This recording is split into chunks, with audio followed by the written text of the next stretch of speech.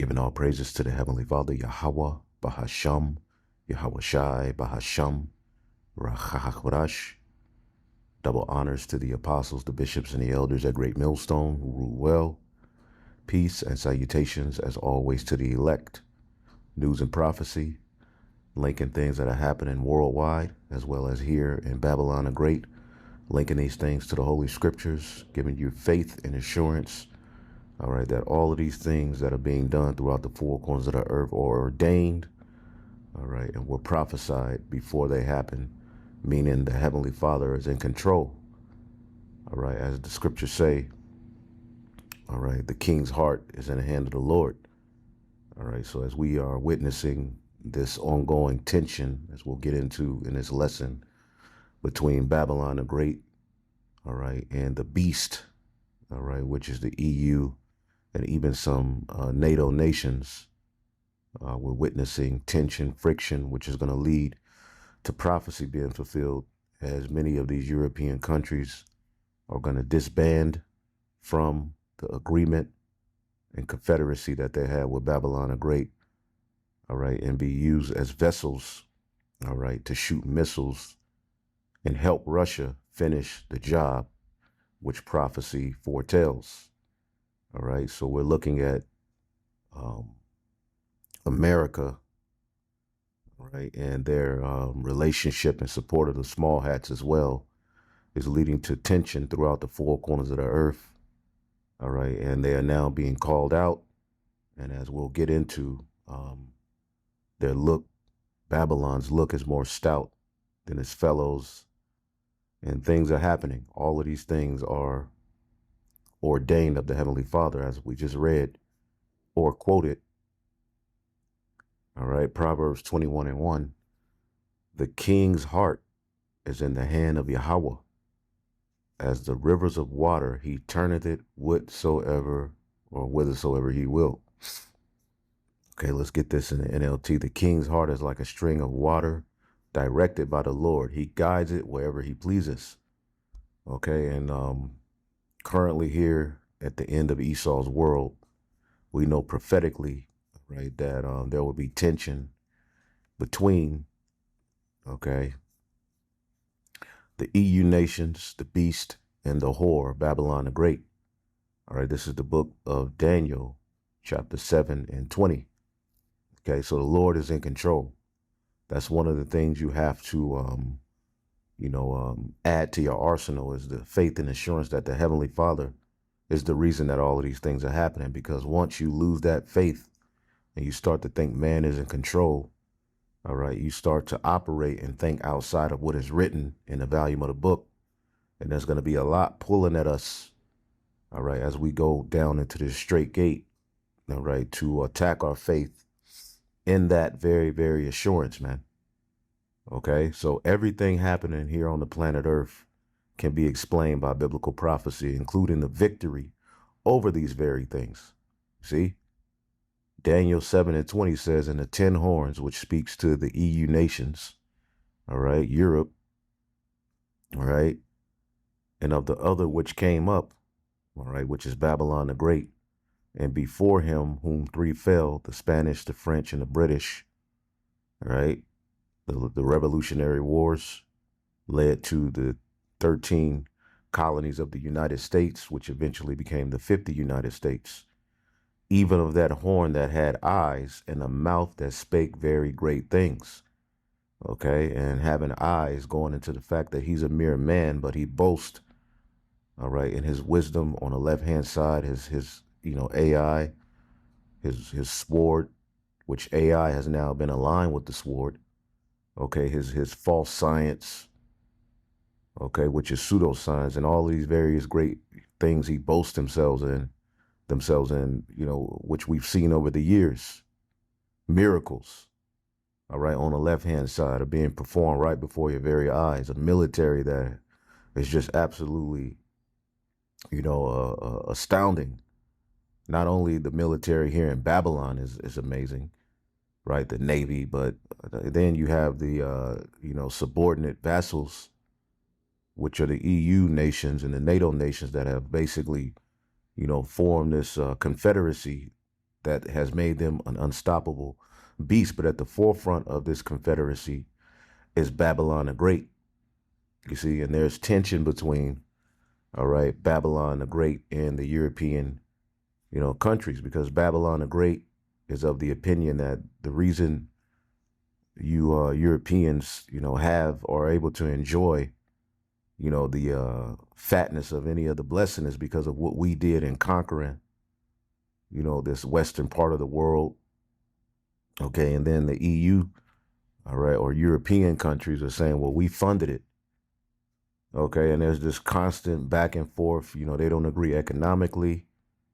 And as we're going to show you in this video, but as you can see here, America is that horn, all right, that's spoken of earlier in this chapter, which is Babylon the Great, which through that horn, that little horn, the end would come. Okay, and we're in the time of that little horn. Okay. So as you keep reading, it says, even of that horn, Daniel 7:20, even of that horn, Babylon the Great, that had eyes and a mouth that spake very great things, whose look was more stout than his fellows. Okay. And I beheld the same horn, Babylon the Great, make war with the saints, and prevailed against them until the Ancient of Days came, and judgment was given unto the saints of the Most High. So this is just about where we are. We're in between, the horn making war with the saints, conquering the world. Okay, along, with, the EU support, the NATO support. They have just dominated the whole entire planet Earth. But as you can see here amongst this confederacy, America has a mouth that speaks great things, and his look is more stout than his fellows. All right, when we look up this term stout, all right, it's going to make sense as we get into these videos, and we always go into it, but all right, we're going to continuously go into it until the Heavenly Father brings the said prophecy all the way to pass, which is when all of these European nations flip, okay, and join with Russia, all right, against the small hat and against Babylon, man. And this is where it's all heading. Rabbah, great, okay, more stout. As you can see here, master. America is master, okay, over this whole confederacy between these Edomites, all right? And they're aligned with Israel, the small hat. They pretty much, those two go hand in hand, all right? Both being babies of the British Empire, all right? But America, all right, which is pretty much owned by Amalek, has become master. They've become great. They've become captain. They've become chief. All right. They've become stout. Okay. Among this European coalition that they have. All right. And we'll look up the word stout. All right. A person of a heavy build. All right. Strong and thick. All right. Fattish, which fat in, the ancient world meant that you're rich, or you look healthy. Fatter in flesh, that can mean healthy. That can mean, rich on top. It didn't always mean to be, have a big belly, plump. All right. Pot belly. All right. Eventually it became to mean that, but in ancient times it can mean, well covered. All right. So it can deal with your build, but it can also deal with your mindset. All right. Strong. So America, all right, has a look, all right, that is more stout than its fellows. Okay. Whose look, when you look up the word look, appearance, chazawan, appearance, vision. Okay. So as we look at this particular article and we get into these videos, as you can see here, Trump says a decaying Europe is being led by weak people. All right.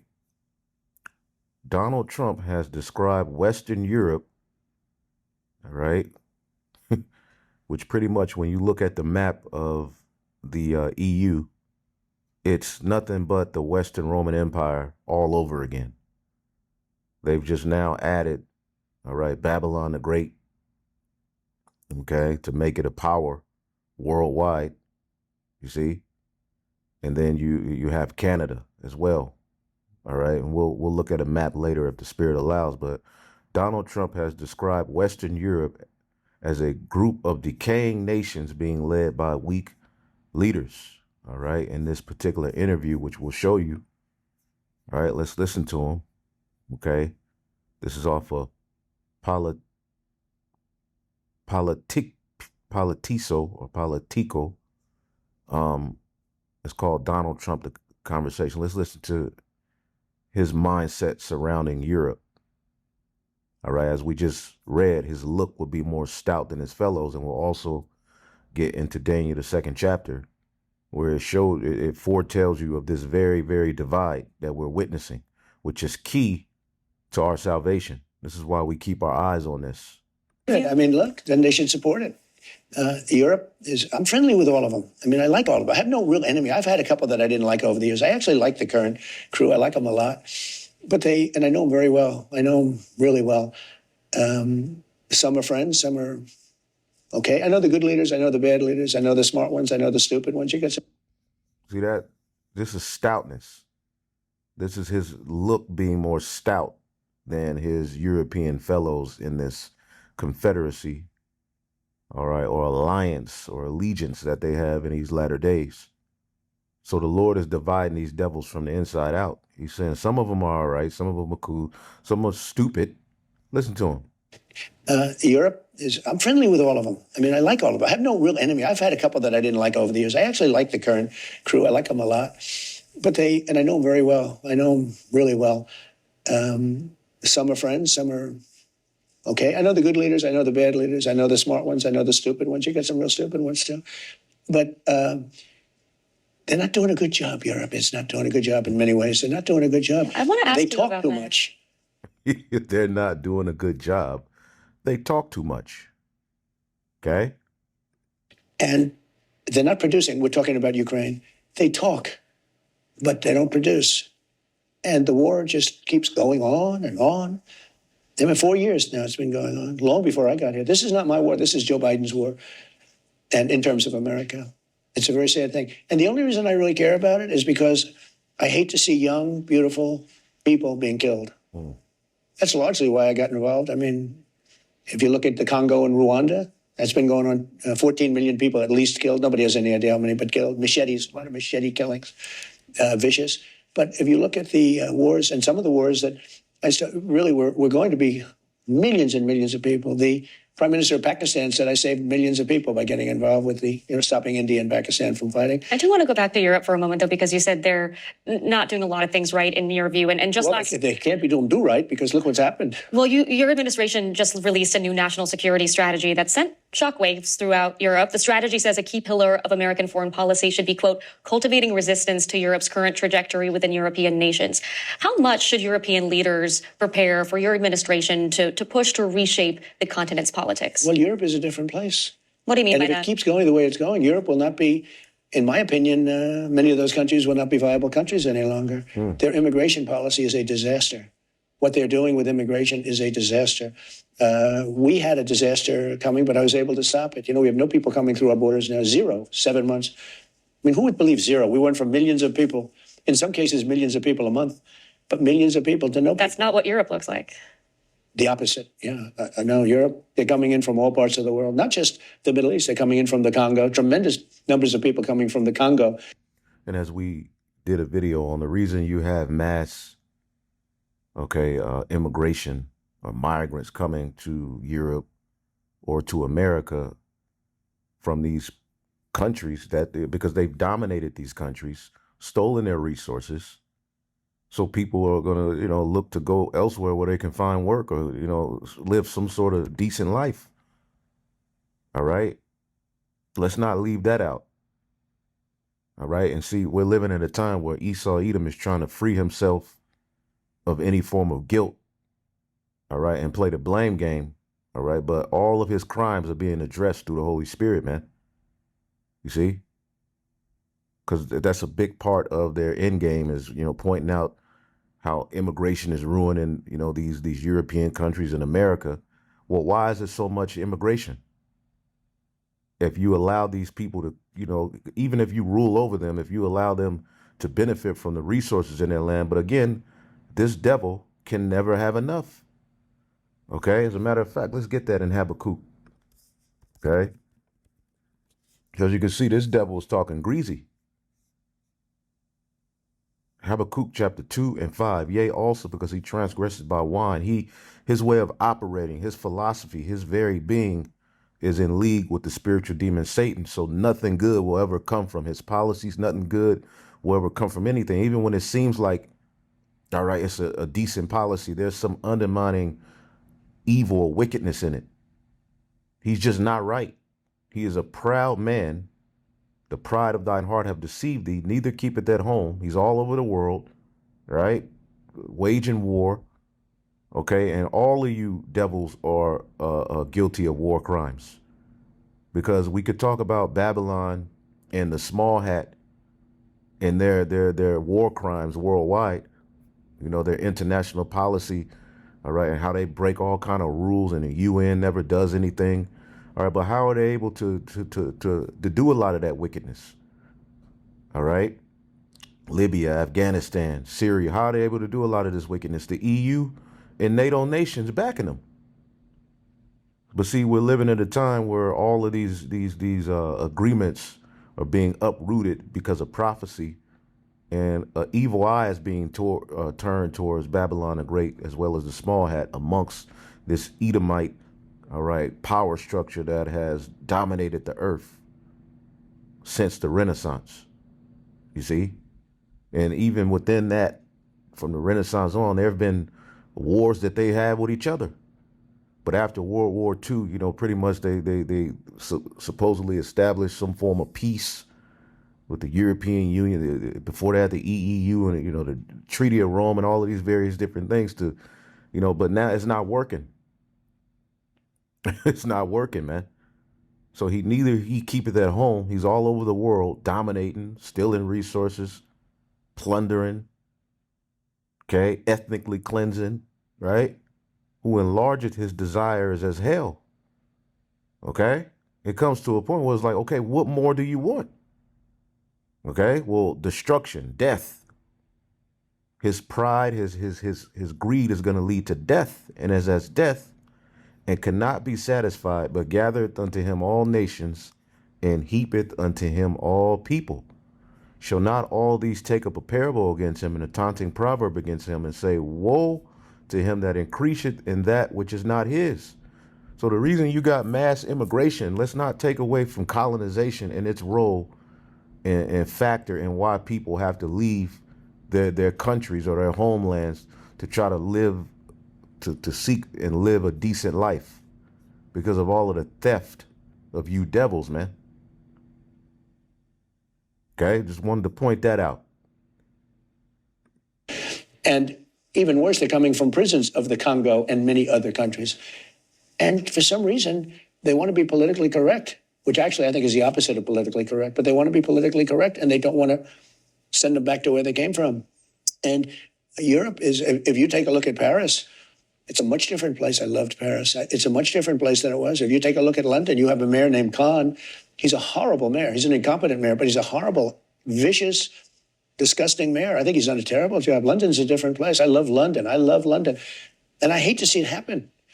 My roots are in Europe, as you know. Right. And I hate to see that happen. This is one of the great places in the world, and they're allowing people just to come in and unchecked, unvetted. So how involved are you going to get? I mean, could we see you getting involved in European I want to run the United States. I don't want to run Europe. I'm involved in Europe very much. Might you endorse NATO candidates? calls me daddy. I mean, I have a lot to say about it. Look, NATO calls me daddy. the GDP from 2% to 5%. The 2% they weren't paying and the 5% they are paying. And they're paying it because when we send things over, NATO pays for it, and I assume they give it to Ukraine. But Europe is being destroyed. Would you consider getting involved in some of those elections to put in leaders that you think are better suited? Well, I've endorsed people, but I've endorsed people that a lot of Europeans don't like. I've endorsed Viktor Orban. All right. So there you go. I mean, you can watch the rest of this. I mean, you see where it's going. Okay. So this is the mindset. Now, I wanted to play, I'll get this out of here. I wanted to play some of this video here as well. All right. Scott Ritter. Now, remember, they rolled on this guy. All right. Because he was coming up, he's an he's an ex-Marine. All right. Who has a lot of intel and insight. And there was a point where he was going so hard against Babylon that they rolled on him. So in a lot of his interviews now, he's kind of changing his tune. Well, he'll get on Babylon, but you could tell. All right, his tone has been shifted. As a matter of fact, let me see. Scott Ritter. All right, rated. He was rated. Okay. And so supposedly he was involved in a child sex sting operation. All right, but he has some intel. But they raided his home in August of 2024, right? Seized his passport as he was trying to go to Russia, but he has some decent insight. Let's listen to his video here, this video here off of Glenn Deason. Scott Ritter, the U.S. now considers the EU an enemy. Okay? Now, before we do that, let's get Daniel 2:40, right? In the fourth kingdom, Rome, right? The revival of Rome and the revival of Rome, right? Because prophetically, the revival of Rome would be the end of Esau's world and the beginning of the kingdom. So you have to ask yourself, where are we prophetically? These are the things that camps are trying to run away from by, diverting your attention away. No, we're at the end of Esau's world. All right?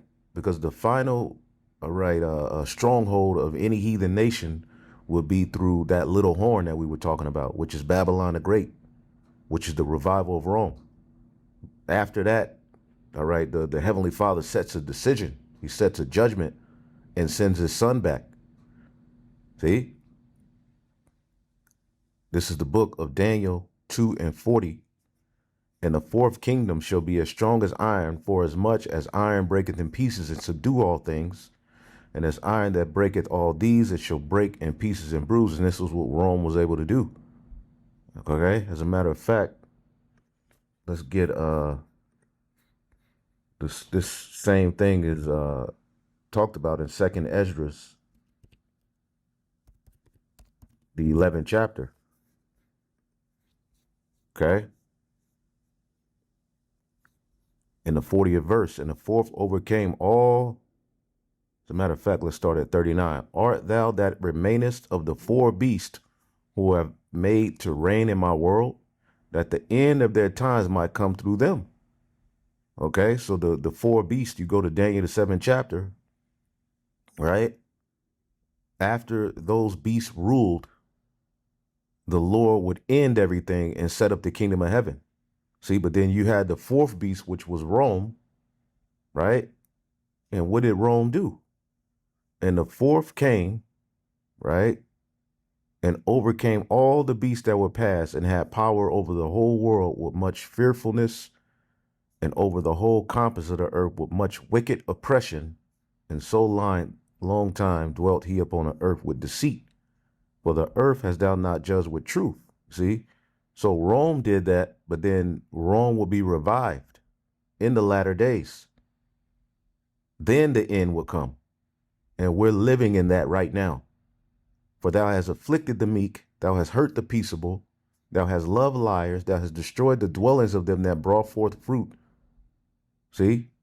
And has cast down the walls of such as did thee no harm. And then when they try to, leave their country because of the oppression and come amongst you in your stronghold, you get mad. This is the Edomite, man. Therefore is thy wrongful dealing come up to the highest, and thy pride unto the mighty. So this is where we are now. Okay?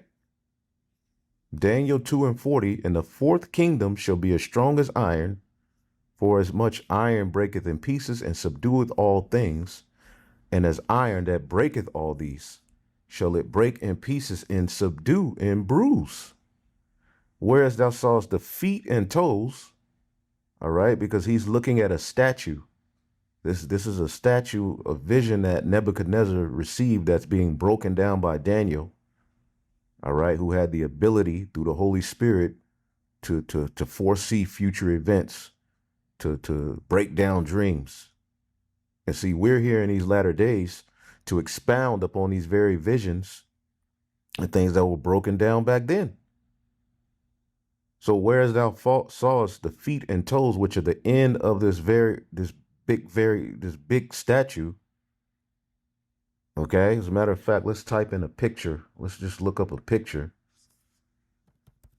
Picture of Daniel 2 statue.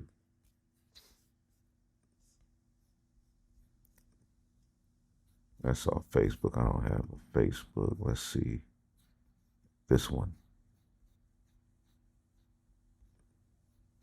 The fuck?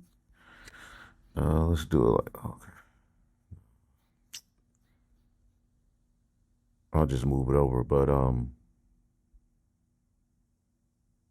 you had the head of gold, Babylon, the silver, the Medo-Persian Empire, bronze, the Greeks, the legs of iron, Rome, the feet of clay. They even know that it's the modern day Europe. Okay? Which ultimately Europe are subordinate and vassals to America, which that's leading to a lot of issues here in these latter days, whereas you have European countries saying, look, we don't want to be overly dependent on Babylon. All right, we're not your child, nigga. We made you. You didn't make us. Yada, yada, yada. All right, and the list goes on of the different divisions, which we'll get into some of those divisions. All right, so the toes, the feet and toes represents the end of the statue, which is, all right, the European Union, NATO, and it's all headed by Babylon the Great.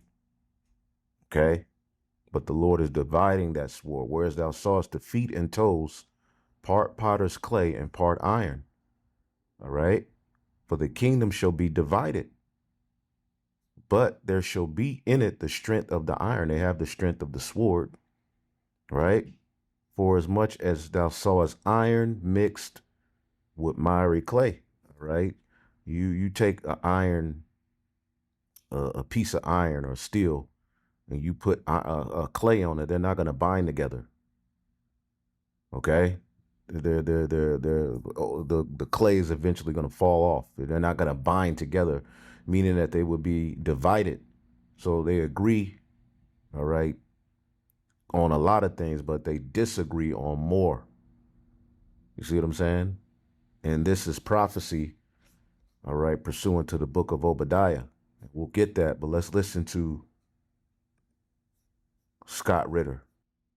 Well, I'm thinking if you switch from you recognize that the world has switched from unipolarity to multipolarity and you have to prioritize places, it does make a lot of sense. That is, first priority is, well, shore up your own hemisphere, that is the Western hemisphere. Then, of course, confront the main adversary, which is in Asia, China primarily. And if you pivot to those places, you pivot away. So that's Europe, which is getting the short end of the stick.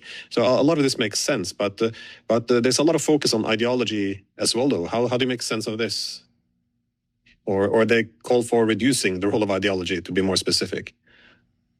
You know, when you take a look at, again, evaluating the Trump administration over time, go back to the last national security strategy document that was promulgated by the Biden administration. In it, they build a world vision that is predicated on the defense of the rules-based international order. That was the sacred mantra of everything American. And from that came the defense of democracy, American democracy imposed on other nations as the gold standard. Donald Trump gave a number of very telling speeches during his campaign in which he rejected the rules-based international order, and he rejected the notion that America has a right to dictate things, outcomes to other nations based upon, American principles, values, etc. He said the place for American values is at home. That's where we need to defend them, at home. And if we shouldn't be projecting them out of our shores if we haven't fully defended them at home, that's a little bit hypocritical. Remember that one of the answers about to a question he gave, Putin is a killer. He said, well, we've killed a lot of people too. Very pragmatic, realistic answer. I would say that it shouldn't take anybody by surprise that Trump, when evaluating the world we live in, is more interested in the practicalities, economic relations, who we invest our money in, why are we investing money to places. And, there's a difference between telling people what you have to do, which Trump says that's not our role, and giving people money. Trump's like, I'm going to give you money if you align with us, if you're on our side, if you're doing what we want, if you do what we believe in, then you can get money. When it comes to Europe right now, let's just look at, again, a simplistic analogy, but we'll use it nonetheless, or a simplistic, mechanism of explanation. NATO claims to be all about America. My God, the Secretary General of NATO can't, he just falls over himself to praise America and the role that America plays, the leadership role, especially when we tell NATO how much money they have to spend. That we must spend this money because Daddy told us to. Okay, that's one way. Now, then there's the European Union, which is as anti-American as the day is long. Let's just be honest about it. I can dig through all European Union statements. They are anti-American. They're fundamentally anti-American.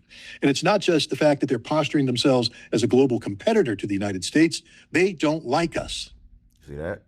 They no longer, want to be looked at as, the vassal or, subordinate or dependent upon America. All right. But this is the beginning, all right, stages, which is going to happen fast, of this confederacy being broken. They simply don't like us. They belittle us. I read their stuff. I'm not, this to be true. Go into the web pages of any one of these European parliamentarians that fly the blue flag and the gold stars and posture themselves as to be the moral equivalent or superior of the United States of America. They hate the United States of America and they despise Americans. Yep. They look at you as stupid. All right. They look at you as, airheaded, uninformed. It's a big, strong divide between the EU and the American. Okay. And this goes on to the level of politics as well. Okay. But see, they've given their kingdom to the beast because it came with goodies. It came with, certain, benefits. But we're living at a time where the Lord is getting ready to wrap this place up, pack it up. All right. We're only useful when we do what they want us to do, but they don't like it. Look, some of the times they don't like it for cause. America's a war power, a warmongering nation. Yep, guilty as charged. But then don't pretend to be our friend when you put on your NATO hat. Because the same people that condemn us when they wear their EU hat are the same people that are embracing us when they wear their NATO hat. This is a fundamental inconsistency that the Trump administration's fed up with. And the other thing is when we sit down with Europe and try and say, who do we want to align ourselves with? We don't want to align ourselves with people who, denigrate us. If you don't like America, guess what? We don't like you either. So we shall go our own ways. But the other thing is, if you act in a way that is against core American values, then don't expect us to embrace you either. And freedom of speech is a core American value. And it certainly isn't being practiced in Europe today in many locations. And this is why you have this friction as well. All right. As you can see here, Elon Musk says the EU must be abolished. All right. As they're going back and forth over, censorship. X was fined by the EU because of these new laws they put in place. They're saying, Musk is allowing certain rhetoric to be, posted online because, there's this big movement on X, people, they want people saying things. They want all kind of, confusion. They want division, but the EU just passed these laws, which we'll tap into that. But look at that. Elon Musk says the EU must be abolished. All right. He's called for the EU to be abolished and sovereignty returned to individual countries. Okay? So there's a lot happening, which we'll tap a little bit into this. Okay, but as a matter of fact, I have a video on that. Let's just finish this up and we'll go into that. Interference in elections. I mean, you guys, Europeans, wake up. This is Donald Trump. Okay, he believes fervently that the election was stolen from him in 2020. He knows, and this is an absolute, that the Democrats sought to undermine his 2016 candidacy. All right, so now you're running around playing stupid games in Romania, Moldova. You're seeking to outlaw a political party in Germany, and you want the United States, you want this president to be silent? No, you're anti-American by definition. And this is a national security strategy of the United States that seeks to promote American security interests. So don't be surprised that we've turned against Europe. And don't be surprised if we turned against Europe. Okay? This is a fundamental turn. This isn't, a little lover's spat. This isn't a quarrel that will be papered over. This is of a fundamental nature. Europe is on a pathway, according to the Trump administration, to civilizational erasure. That means you're gone. You're doing it to yourself. We have decided that we will try to get those European nations, not the European Union, not the European community, those European nations that are worth saving on the right trajectory. But NATO is finished. I hope people understand that too, because the Trump administration has said there are members of NATO today who don't reflect the cultural values and realities of the nations that signed the charter. And yep, Turkey. Therefore, they are incompatible with what we believe should be defended under the charter. It's over, finished, done, goodbye. All right, now I want to jump to this part, and then we'll switch to another video.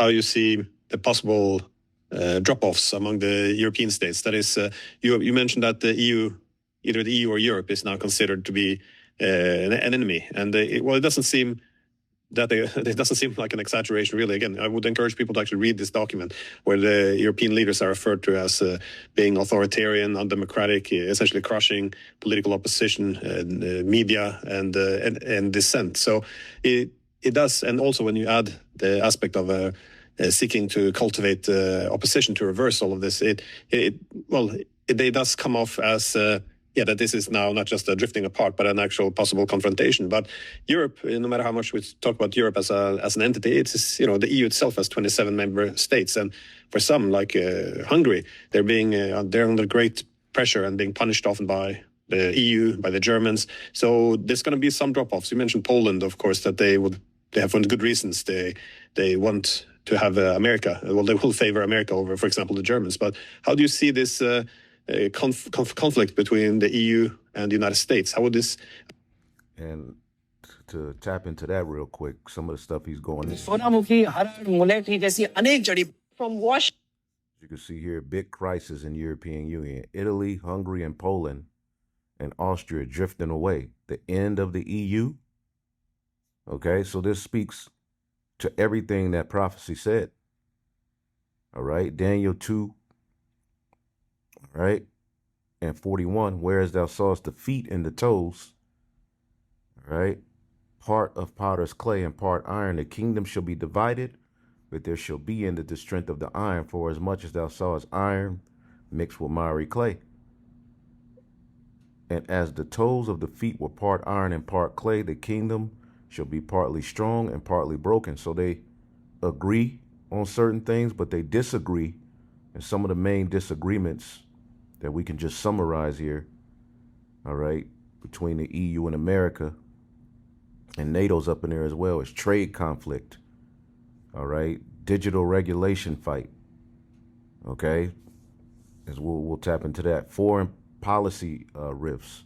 America just came with this peace plan for Ukraine, and the European nations are like, wait a minute. Okay, so these are the main three, but there's a lot more. So they don't agree economically. You see what I'm saying? So it's partly broken. Taken together, these issues reflect not just isolated policy disagreements, but a deeper shift in transatlantic relations, from cooperative alliance towards more transactional, contentious relationships over economics, texts, and geopolitics. You see? And the book of Obadiah says what? Obadiah 1 and 7, or Obadiah verse 7, all the men of thy confederacy have brought thee even to the border. All right.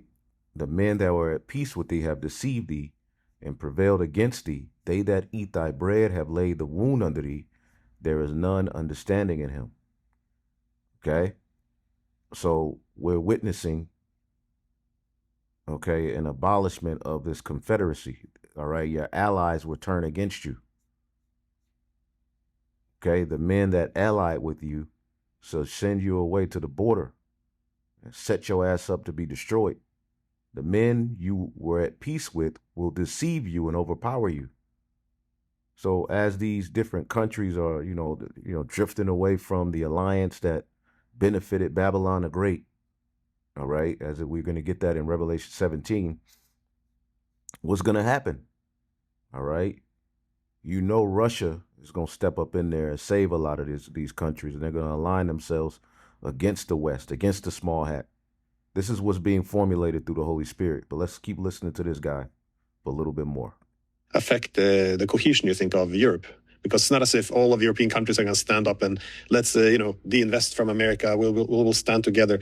We seem to be able to unite around a common hatred of Russia, but even there we seem to break up a little bit with the Fico, Orban, going their own way. But to unite somehow against America, which the former EU foreign policy chief suggested, it doesn't seem likely. No, again, if Europe tries to do this, it's the end of Europe. Because, as you said, there will not be consensus. Nations will peel away. There will be different points of view, and the United States will exploit all of these. And we will exploit it to the detriment of Europe. But what will happen is Europe will fracture among a number of fault lines, and the United States will be in the business of picking friends and picking enemies. And, it depends on which side of the fence you decide you want to be on. But I can guarantee you this outcome, that if you choose to go against America, you do so at your own detriment. There's not a single European nation that will confront the United States decisively and emerge victorious. The government that does that will not exist. We are very... How about if they align with Russia and China? good at regime change. It's what we do. And if you don't think we can target European countries, then you don't know anything about our history in Europe. Ask the French. So he's basically saying, look, we'll go and take over your shit and do what we always do. We'll set up leaders that will bend the knee to our agenda. We'll set up leaders in your countries that will be more pro-America. You try to come up against America, we're going to kick your ass. And now he has a different tune, because a year ago, he was speaking big shit against America. See? But he got raided.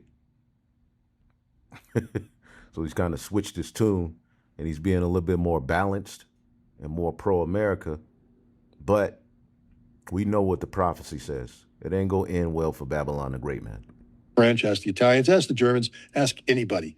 The history of American covert and overt interference in the democratic processes of Europe is a long and storied one. And stout.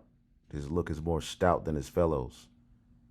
We will be more than happy. Every one of your capital cities has an American embassy in it, and you've allowed the United States to build up very large CIA stations in these respective embassies. What do you think they're there to do?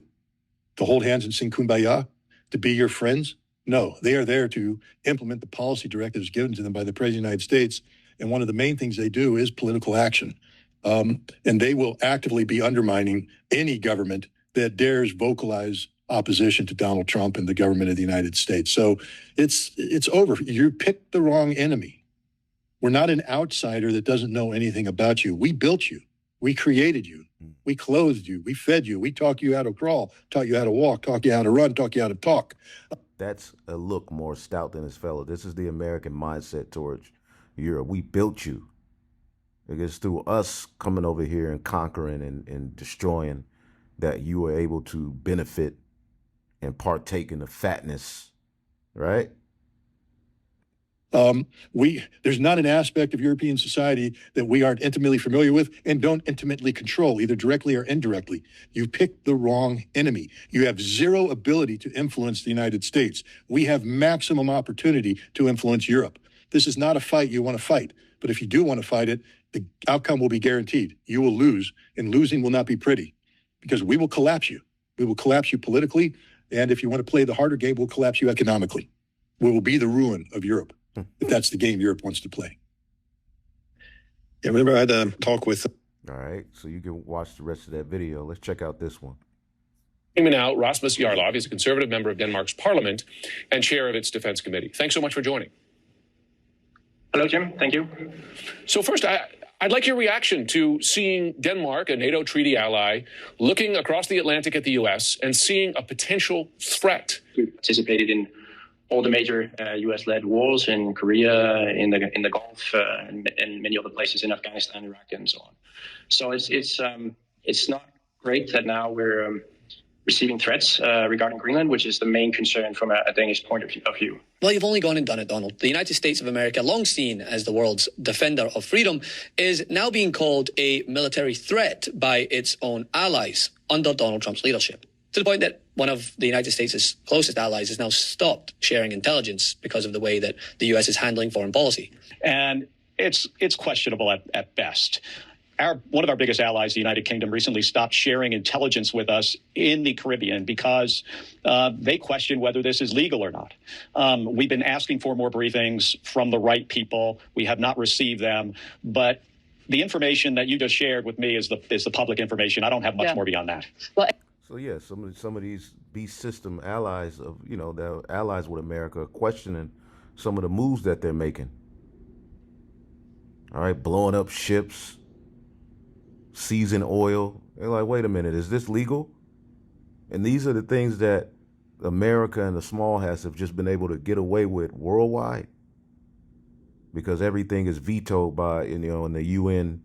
Because there's particular laws and things that they're supposed to abide by that they just don't do. They don't abide by. Even within this confederacy, there's laws, but they continuously break them. See? So now world leaders are saying America is a security threat. EU and NATO, all right, allies are saying America is a security threat.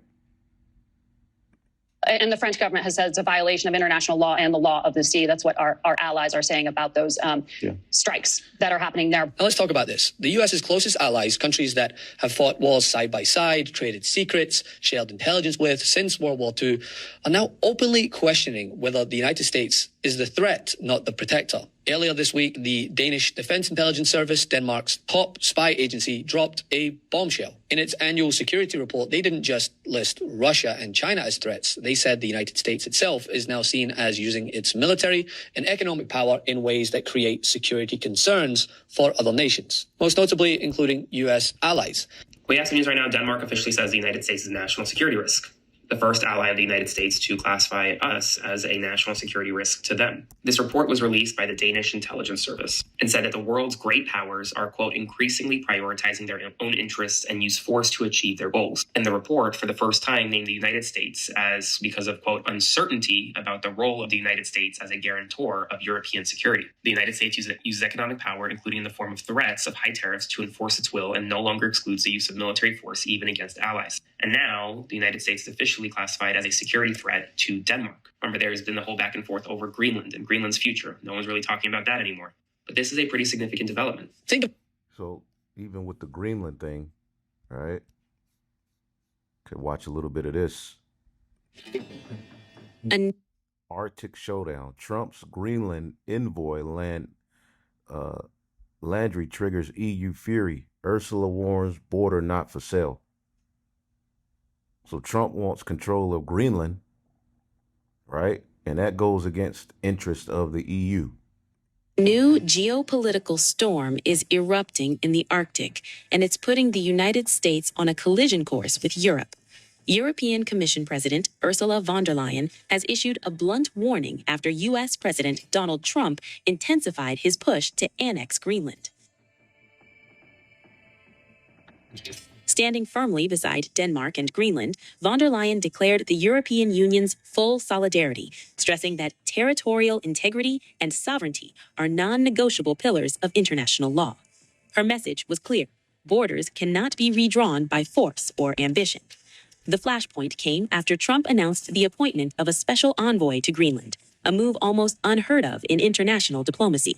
The envoy, Louisiana Governor Jeff Landry, made the mission explicit, publicly stating his goal was to make Greenland a part of the U.S. The reaction in Denmark was swift and furious. Danish Foreign Minister Lars Løkke Rasmussen said he was deeply upset, calling the appointment and Landry's statements completely unacceptable. Denmark announced it would summon the U.S. ambassador to formally convey its anger, a rare... Let's go back here. What did that just say? Hold up.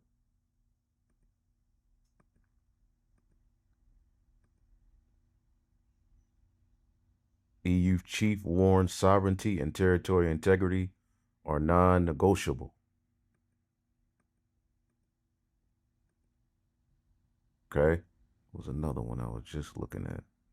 Let's see, Alan said something about ally. There we go. Greenland and role signals deepening rift between Washington and European allies. Okay. Obadiah, verse 7. All right, in the NLT, your allies will turn against you. This is what we're witnessing, okay? Was deeply upset, calling the appointment and Landry's statements completely unacceptable. Denmark announced it would summon the U.S. ambassador to formally convey its anger, a rare step between NATO allies. EU Foreign Policy Chief Kaja Kallas reinforced the warning, saying Greenland's status is for Greenlanders and Danes alone to decide, and that all partners must respect sovereignty under the United Nations Charter and NATO treaty obligations. But Trump has not backed down. On social media, he praised Landry's appointment, saying Greenland is essential to U.S. national security and global stability. Trump has repeatedly argued that America must control the vast, resource-rich Arctic island, even threatening military action if Denmark refuses. Greenland and Denmark have both issued firm rejections. Danish Prime Minister Mette Frederiksen and Greenland's Prime Minister Jens Frederik Nielsen released a joint statement declaring you cannot annex another country, not even with arguments about international security. Nielsen was even more direct. Greenland belongs to its people, and its future will be decided by them alone. This is not the first time such tensions have flared. Earlier this year, U.S. Vice President J.D. Vance visited Greenland, claiming the island was vulnerable and that Washington had no other option but to expand its presence. Our message to Denmark is very simple. You have not done a good job by the people of Greenland. You have underinvested in the people of Greenland, and you have underinvested in the security architecture of this incredible, beautiful landmass filled with incredible people. That has to change. Last summer, Denmark summoned the envoy after reports of American influence operations targeting Greenland's population. Yes, but Greenland belongs to the Greenlanders, and Greenland is part of the Danish kingdom, and that's not going to change. I think that many Greenlandic politicians are now gradually, both before the election campaign, during the election campaign, and even now making it very, very, very clear that Greenland wants to be Greenland, and we fully support that. Now, the stakes are higher. Trump has also spoken openly about annexing the Panama Canal, the Gaza Strip, and even Canada. So this Habakkuk 2:5, he is a proud man, neither keepeth at home, who enlargeth his desire as hell and is as death and cannot be satisfied, but gathereth unto him all nations and heapeth unto him all people. We're witnessing it. But it's causing friction, even amongst other devils. They're like, enough, you dudes are doing too much. Signaling a dramatic shift in American rhetoric toward territorial expansion. For Europe, this is no longer just about Greenland. It is about sovereignty, alliances, and whether international rules still apply when power is tested. As Brussels closes ranks behind Denmark and Greenland, a chilling question looms over the Arctic. Is this diplomatic brinksmanship or the opening move in a far larger global confrontation? You assure the world that as you try to get control of these areas, you are not going to use military or economic coercion? No. Can you tell us a little bit about what your plan is? Are you going to negotiate a new treaty? Are you going to ask the Canadians to hold a vote? What is the strategy? Yeah, I can't assure you. You're talking about Panama and Greenland. No, I can't assure you on either of those two. But I can say this. We need them for economic security. The Panama... They need those resources for the NWO. Okay? Canal was built for our military. I'm not going to commit to that now. It might be that you'll have to do something. You might have to do something. So war is on the horizon, man, between these EU and NATO nations with them. There's going to be a royal rumble. Okay, America stay out of Greenland. She isn't picking a fight with him. The criminal is picking the fight. We Americans do not approve of this new idea. We should be making friends around the world, not enemies. Stop this nonsense, Trump. America, wasn't that something to boast about 300 years ago? Followed by a genocide and making fortunes by slavery, presently ruled by a dictator who made his people the laughingstock of the world?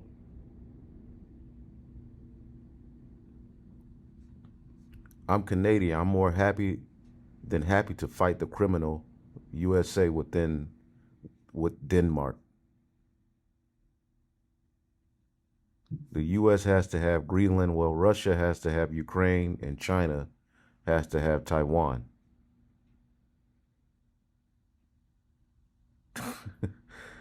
Trump is doing this to distract you from the Epstein files, yada, yada, yada. All right, but we see where it's going. And then you see this situation here where Italy, Hungary, and Poland are drifting away from the EU. So I asked here in Austria,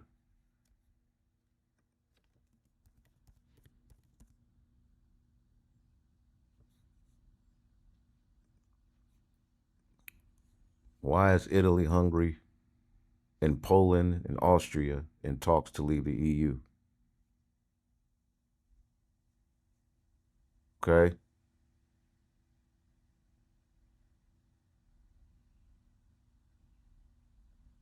Hungary, strong criticism of the EU.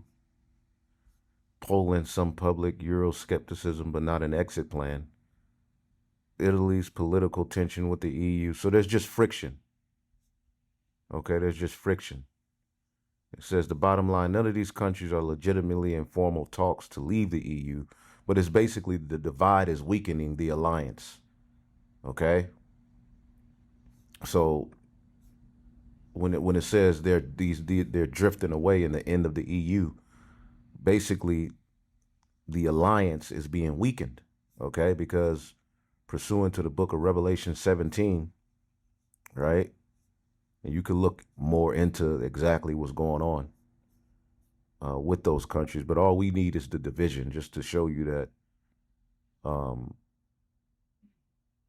Revelation 17 and 12, and the 10 horns, the EU, which thou sawest, are 10 kings which have received no kingdom as of yet, but shall receive power as kings 1 hour with the beast, the Treaty of Rome, all right, the European Union, all of these various different things, which we have a breakdown on this whole chapter. If you want that, you can look it up or ask. Revelation 17 and 13, these have one mind and shall give their power and strength unto the beast. So they made an alliance with this beast system, which has benefited Babylon the Great in many ways. But we're living in times where a lot of these countries are like, we no longer want to give our full power to this beast system. We need to be more independent and less reliant on Babylon.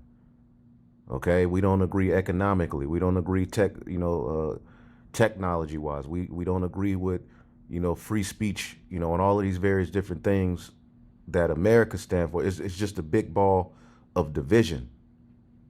Okay?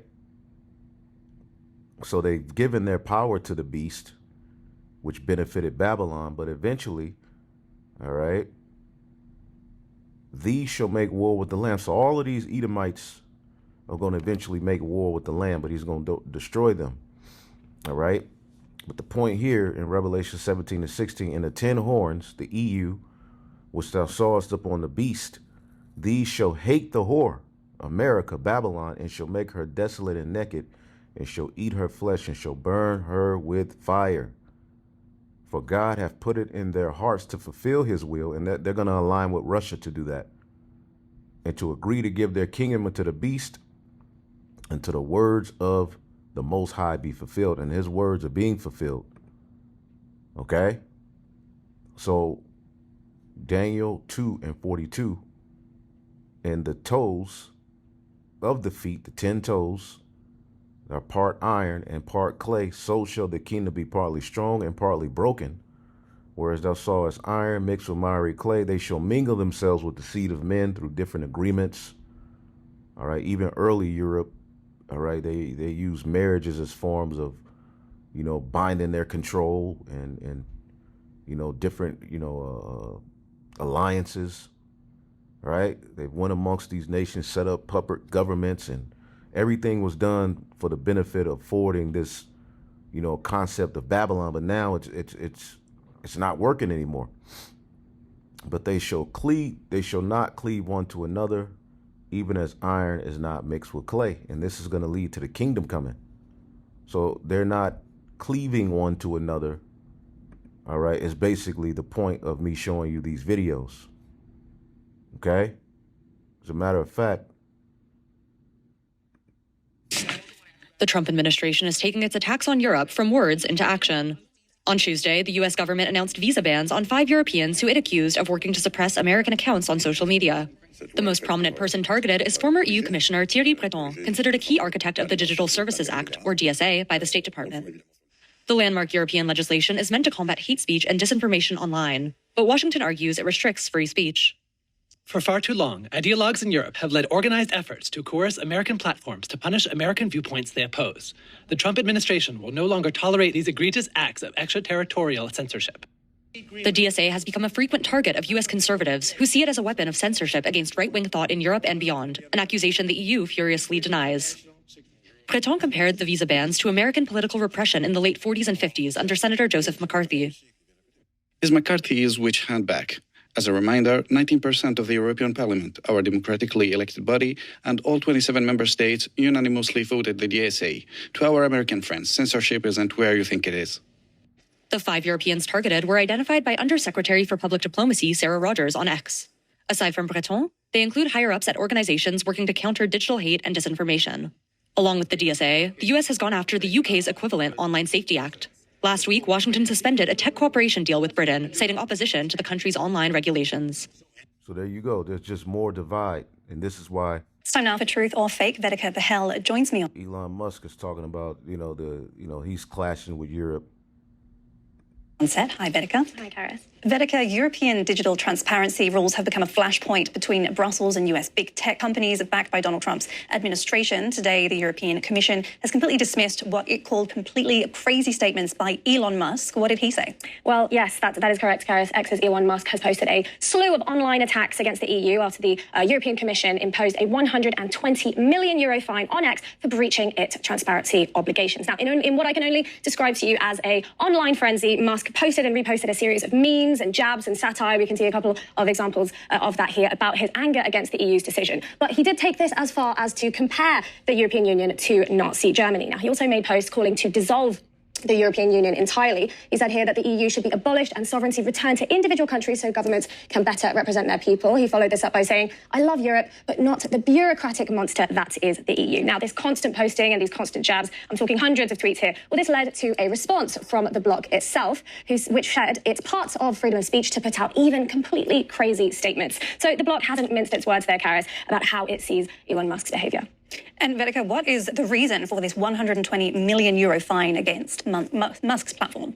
Well, according to the European Commission on Friday, it is for non-compliance with the bloc's transparency rules. Now, as a very large platform, X has obligations under the DSA, that is the European Union's Digital Service Act. It is the bloc's flagship law in order to regulate online platforms. Now, the EU said that X's blue checkmark had a deceptive design. It also called out lack of transparency of its advertising repository, saying that the app fails to provide transparency around its ads, and that it doesn't give its public data to researchers overall. So let's take a listen exactly to what the EU had to say. X has indeed breached its transparency obligation under the DSA. This includes X's blue checkmark. It deceives users. Anyone can pay to obtain the verified status, and X does not meaningfully verify who is behind it.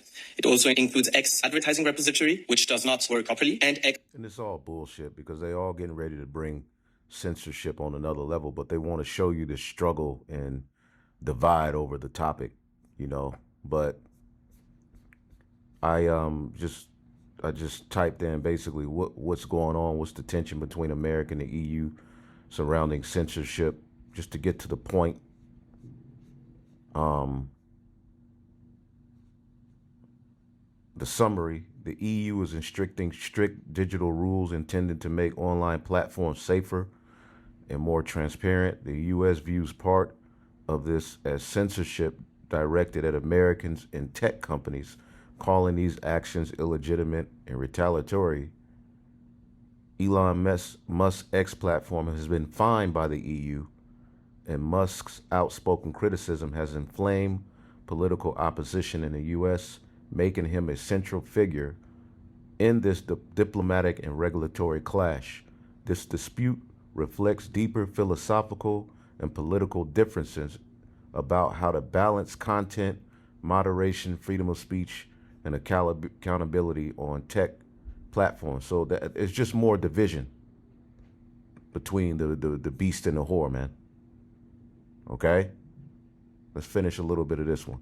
Think about that for a second, right? Denmark, whose national security has long relied on NATO and the United States, said that the US might actually be part of the problem. Now, don't get it twisted. This is a direct result of the Trump administration's aggressive foreign policy narrative, from trade sanctions to military buildup to threatening to annex Greenland.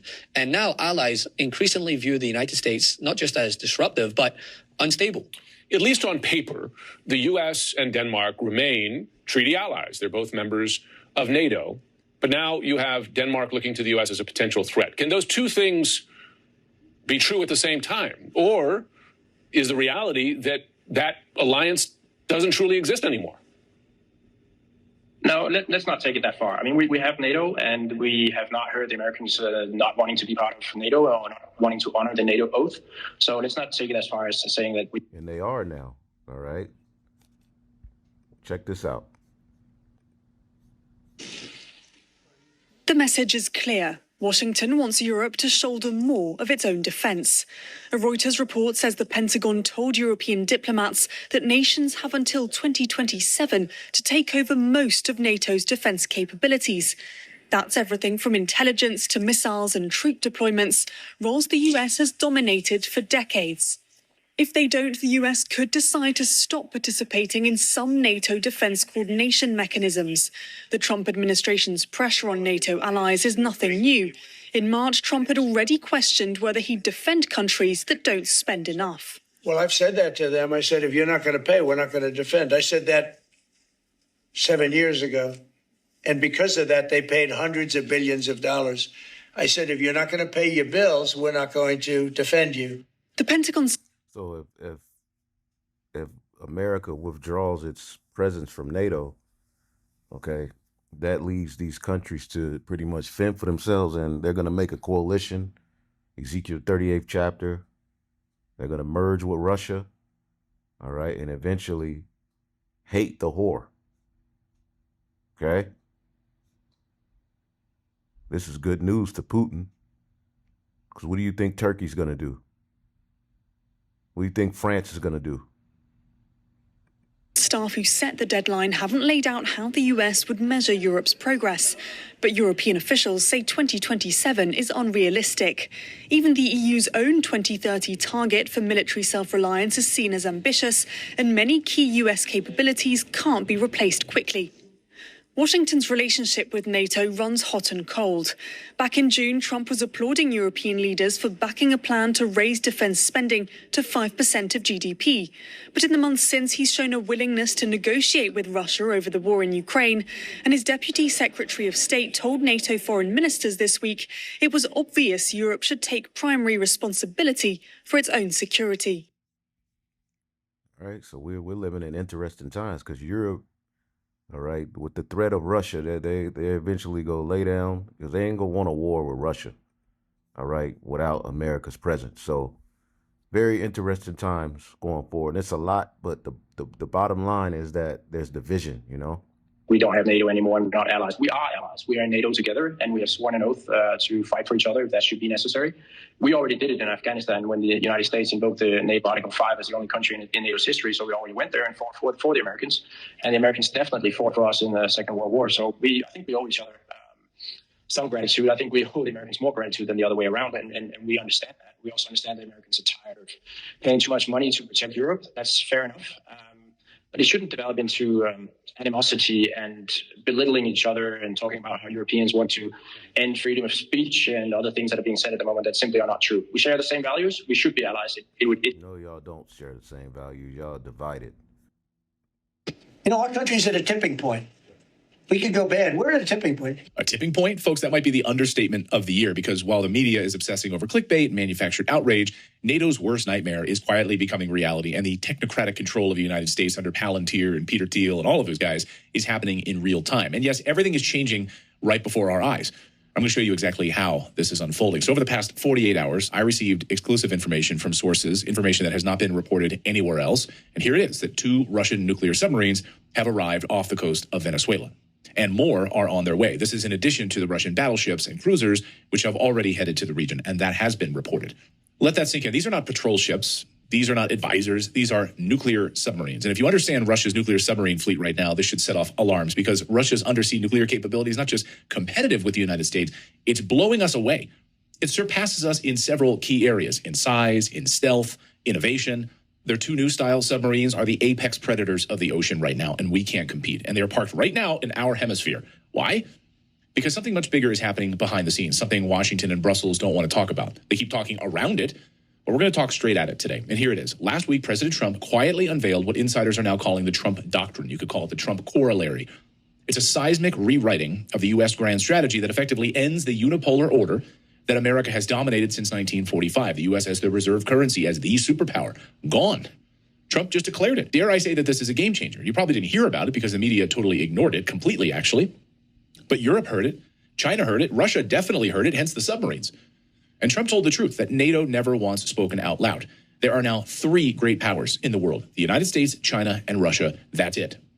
Europe, according to Trump's own national security team, Europe will cease to be relevant within 20 years. Their entire civilization changed forever. This isn't me saying this. This is the Trump administration's official view, written down in a new doctrine. Trump's new strategy document essentially stunned the mainstream by bluntly stating that Europe faces a civilizational collapse, and it will be done, finished in 20 years. And of course, that means the death. They don't got 20 years. Of NATO, a fossil that no longer is relevant. Colonel Douglas McGregor reacted to this on our show earlier this week by saying bluntly that NATO is dead. Watch. NATO is disintegrating. We're trying to maintain this facade that such an alliance actually existed as meaningful. But if you look at Berlin right now and Germany is like a volcano that is beginning to erupt. This is the real world now. And Trump, unlike the neocons, is acknowledging it. So let's talk about Venezuela, because what you're being told is the sanitized version of what's happening there. You're told it's about narco-terrorism. That's a lie, of course, as we've debunked. So if you go one layer deeper, you probably think, oh, then it's about oil. But it's not even about that. You're told, oh, it's about Maduro. It's not about that either. Oh, it's about restoring democracy. Nope, it's not that. The real story that no insiders want to talk about is this. China is deeply entwined in Venezuela. China built the refineries. China built the infrastructure. They're building ports all through Latin America. China refines 30% of Venezuela's oil just off the coast in the Orinco Belt. So yes, it's about oil, but it's about China's influence in our hemisphere, full stop. And Trump's new doctrine is a blunt reassertion of the Monroe Doctrine. The Western Hemisphere belongs to us, not Beijing. And the moment Trump publicly rolled out this new strategy, guess who showed up? Russia sent nuclear submarines to Venezuela to say, hey, we're here too, and you don't get to box us out. Are we playing this game? And what sources are telling me right now is that these 3 superpowers are shifting everything. Trump's own documents now say China is not an enemy, they're an economic competitor. The new Trump doctrine says we're done being the cops of the world, essentially. It says Taiwan, yeah, it's important, but it's not important if other countries aren't going to pay their fair share to actually assist in the defense of Taiwan, like Europe. In other words, Trump is saying, we're going to start keeping our eyes on our own paper, and you'd better start doing the same, because we're not going to pay for it anymore. Now, the Trump doctrine isn't just anti-China. It also sidelines Moscow in a big way. It says America is no longer trying to run the entire planet, only its own hemisphere. Fortress America, essentially. And this is where the concerns about a technocratic rise in America come into play, right? It's for our security that we need to have all this biometric scanning and surveillance under Palantir. So we're going to see how that part unfolds. But if Trump can pull this off, it's going to piss off a lot of war hawks at NATO who want us to go to war with Russia, who want us to invade Venezuela, who want us to keep bombing Somalia and the Houthis in Yemen. This is a massive shift, the biggest since 1945. From a global policeman to a continental superstate. Can we pull it off? That means enormous opportunities here at home if this happens. You can already see it in construction and manufacturing. The demand for electrical engineers in this country is off the charts. Forget those like little bloggers that sit on a beach and write like travel blogs. No. What America needs now are real people that know how to do real jobs. Trump has essentially admitted something the political class never wanted to say out loud, that tariffs alone have not stopped China. The supply chain still sits in Asia, and our entire manufacturing base is hollowed out and gone. So now he's doing something much more radical. He's cutting off the hemisphere, a sealed economic and military wall, a fortified hemisphere, a return to pre-World War II strategic thinking, which we had in the United States, but on steroids. And this is why mass manufacturing is now being forced back into the United States. Rare earth mining is being nationalized, essentially. I mean, the U.S. is literally investing in precious metals, silver, copper, nickel. It's a vital national security interest, as Trump has declared it. Tariffs are being weaponized, of course, and Chinese influence is being ripped out of Latin America by force if necessary. Will they go quietly? Let's see how this plays out. Will Xi Jinping blink? Will Putin blink? This is not a policy tweak. This is a civilizational pivot right now. And the rest of the world is reacting. Europe is melting down. As Moon of Alabama put it bluntly, the new U.S. strategy strangles Europe, competes with China, and forgets the rest. And Europe knows it. They're done. Because if America withdraws its global NATO umbrella and China and Russia rise, which they are, then Europe essentially becomes irrelevant. And they know what's coming. Not if they side with Russia and China, which they will, prophetically. Demographic collapse, energy shortages you're seeing all over Germany, industrial decline, a dependent military, a migrant crisis that cannot be reversed. Europe is staring at extinction as a geopolitical actor, and Trump just said it out loud and put it in a policy paper. This is why we're seeing panic behind the scenes. And speaking of panic, here's something else that sources have told me. There are 11,000 Chinese engineers currently in the United States. What are they doing here? Engineers? Not. All right, let's get the book of, you could look up that video. Redacted. 2nd Esdras 9 and 1 in the GNT. He answered, consider all these things very carefully. When you see that some of the signs I have told you have appeared, you will know that the time has come when the Most High God will bring judgment on the world he has created. There will be earthquakes, national rebellions, all right, internal intrigues, and all of the elites are behind all of this to bring about World War III, and they think they're going to rise as the phoenix from the ashes. All right, international intrigues, unstable leaders, and confused rulers.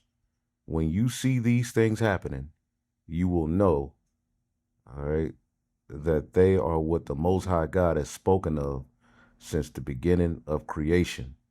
The beginning of the end of everything that happens in the world are clear. All right, so we're witnessing the beginning of the end, okay? And how the Heavenly Father has ordained it is division, all right, amongst Esau, Edom, power structure, okay? Germany's gonna renege. It's gonna get ugly, all right? And Lord willing, we stay firm. I just wanted to update on some of those things. Of course, a lot of these things we brought up today, you can go deeper into, but we was just giving you a surface level understanding that there's division amongst Esau, Edom, okay? And ultimately, this is a nation that is being destroyed from the inside out as they seek to point the finger at, you know, their subjects as the reason they're falling. All right, really, it's your greedy leaders, your greeters. All right, and your bloodthirst to just control everything, and you can never have enough. Okay, but hopefully I will edify. We'll be back with more, Lord willing. Shalom.